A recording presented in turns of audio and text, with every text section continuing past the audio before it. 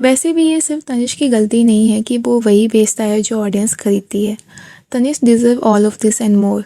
तो कुछ ऐसे ही कमेंट्स देखने को मिले अमाल मलिक की पोस्ट पर। अमाल मलिक ने अपनी पोस्ट में तनिष्क बख्शी को मिस्टर रिमिक्स और डिस्ट्रॉयर ऑफ द ओरिजिनल का टैग भी दिया। उन्होंने काफ़ी सारे सीरियस एलिगेशंस भी लगाए ऑन तनिष्क बख्शी। तो चलिए हम जानते हैं इस कंट्रोवर्सी के बारे में। तो इस कंट्रोवर्सी की शुरुआत होती है सैयारा से। जब सैयारा का टाइटल ट्रैक ब्लॉकबस्टर बन गया तो उसके कुछ समय के बाद तनिष्क बख्शी ने एक पोस्ट किया। उस पोस्ट में उन्होंने क्लेम किया कि सैयारा के टाइटल ट्रैक के लिए जो उन्हें 8 lakhs की रॉयल्टी मिलने वाली थी वो उन्हें अभी तक नहीं मिली। अगर आपको रॉयल्टी का मतलब नहीं पता है तो सिंपल लैंग्वेज में, जब कोई सॉन्ग स्पॉटिफाई, यूट्यूब या फिर अदर म्यूजिक प्लेटफॉर्म पे बार बार स्ट्रीम होता है तो उसके क्रिएटर्स को एक शेयर मिलता है और उसी शेयर को रॉयल्टी कहा जाता है। तो तनिष्क ने कहा था कि उनकी 8 लाख की रॉयल्टी अभी पेंडिंग है। तो इसके बाद तुरंत ही YRF ने क्लेम किया कि उन्होंने सारी पेमेंट क्लियर कर दी है और कोई भी पेमेंट पेंडिंग नहीं है। अब यहीं से सोशल मीडिया पे डिबेट होना स्टार्ट हो गई और काफ़ी लोग तनिष्क बख्शी के सपोर्ट में भी आए और उन्होंने कहा कि कंपोज़र और सॉन्ग क्रिएटर्स को उनकी रॉयल्टी मिलनी ही चाहिए। और इसी कंट्रोवर्सी के बीच में एंट्री होती है अमाल मलिक की। अमाल ने एक पोस्ट किया जिसमें उन्होंने कहा कि मैं आज से नहीं बल्कि 2015 से इस इशू के बारे में आवाज़ उठा रहा हूँ। उन्होंने कहा कि म्यूज़िक लेबल्स जैसे टी सीरीज़, YRF और दूसरी कंपनीज कई बार कंपोज़र और सॉन्ग राइटर्स के सॉन्ग के राइट्स खरीद लेती है। उसके बाद उन्हीं सॉन्ग को वो फ्यूचर में यूज़ करती है, उनका रीमेक करती है, अडेप्टेशन करती है और एक्सप्लॉइट करती है। अमाल का कहना था कि क्रिएटर्स को अपने सॉन्ग पर ज़्यादा कंट्रोल और रॉयल्टी मिलनी चाहिए। और फिर उन्होंने यही बात कही कि आज सब लोग रॉयल्टी की बात कर रहे हैं, आज सब तनिष्क बख्शी को सपोर्ट कर रहे हैं, लेकिन जब मैं 2015 में अकेला इस सिस्टम के खिलाफ लड़ रहा था तो मेरे साथ कोई भी नहीं था। अमाल के मुताबिक उस समय लोगों ने उनकी बात को सुनने के बजाय उन्हें क्रिटिसाइज़ किया। कई लोगों ने उन्हें नेपोटिज्म का प्रोडक्ट भी कहा और उनके कंसर्न को सीरियसली नहीं लिया। लेकिन यहीं पे कंट्रोवर्सी ख़त्म नहीं होती। कुछ ही समय बाद तनिष्क बख्शी ने अपने इंस्टाग्राम स्टोरी पर अमाल के लिए एक मैसेज लिखा। उन्होंने कहा कि brother, I know what you are going through. I have a lots of respect for you as an artist. Get well soon. You will bounce back. अब ये मैसेज काफ़ी ज़्यादा पॉजिटिव लग रहा था, लेकिन अमाल मलिक ने इसे पॉजिटिव मैसेज की तरह नहीं लिया। उनके मुताबिक ये कंसर्न नहीं बल्कि फेक सिंपैथी थी।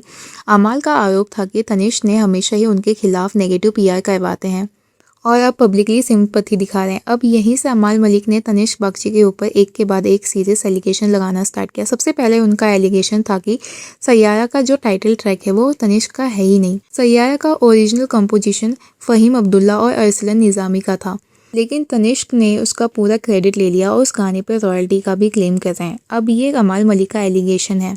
अमाल ने सेकंड एलिगेशन लगाते हुए कहा कि जब भी तनिष्क का कोई भी सॉन्ग रिलीज़ होने वाला होता है तो वह उसका पेड PR करवाता है और उस पर फेक लाइक्स, फेक कमेंट करवाए जाते हैं और बोर्ड्स के ज़रिए सॉन्ग को ट्रेंड करवाया जाता है ताकि लोगों को लगे कि सॉन्ग हिट है। अमाल ने ये भी क्लेम किया कि जानबूझ के तनिष्क अपने सॉन्ग को अमाल के सॉन्ग के साथ में क्लैश करवाते हैं ताकि अननेसेसरी कंपटीशन क्रिएट हो। अमाल मलिक का थर्ड एलिगेशन काफ़ी ज़्यादा सीरियस है और ये मी टू एलिगेशन को लेके है। अमाल ने अपने पोस्ट में लिखा कि should I mention what you have done to female singers and their lives, me too नहीं Me3 हो जाएगा। उसके साथ उन्होंने ये भी कहा कि टिप्स म्यूजिक के एयर डिपार्टमेंट की एक वीमेन एम्प्लॉई को तनिष्क ने शादी का वादा किया था और इमोशनली उसे एक्सप्लॉइट भी किया।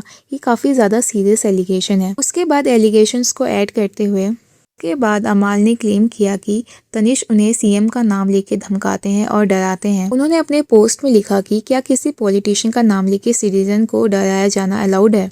और लास्ट में उन्होंने तनिष्क बख्शी को सीधा चैलेंज देते हुए लिखा कि बेटे अब तुझे कोर्ट में मिलूंगा।